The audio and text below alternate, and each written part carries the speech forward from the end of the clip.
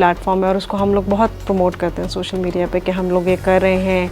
और हमने बहुत देखा है कि एक तो बहुत ज़्यादा अप्रिसिएशन है और लोग कहते हैं कि हाँ ये करने की ज़रूरत है और हम लोग नहीं करते हैं तो इस चीज़ को, तो I think that is a good thing to see. And हर साल वो मैं समझती हूँ कि वो जो लोगों का नंबर है वो बढ़ रहा है कि yes it's a good thing to do and we need to all.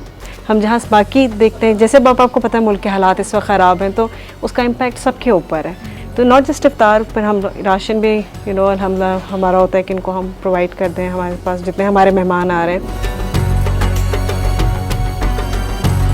यहाँ बात रही रिस्पेक्ट करने की, तो ये देखिए कि हर इंसान का अपना माइंड, अपनी सोच, आपका अपनी सोच है, मेरी अपनी है। लेकिन अगर देखा जाए तो ख्वाजा साहब बुरे नहीं होते, बहुत अच्छे हैं। इनके कई ऐसे ख्वाजा साहब घरों में काम भी करते थे, कुकिंग इतनी अच्छी करते हैं। तो जो पहले ख्वाजा साहब वो घरों में काम करते थे वो इज़्ज़त नहीं दी जा रही। अब जो माशरा आ गया है, कुछ ये नहीं कहूँगी कि हम बहुत अच्छे हैं, हमारे बीच में बहुत सारी बेदें ऐसी काली आ गई हैं कि जिनकी वजह से अच्छे हैं वही बुरे बन गए हैं कि लोग घरों में रखते ही नहीं हैं।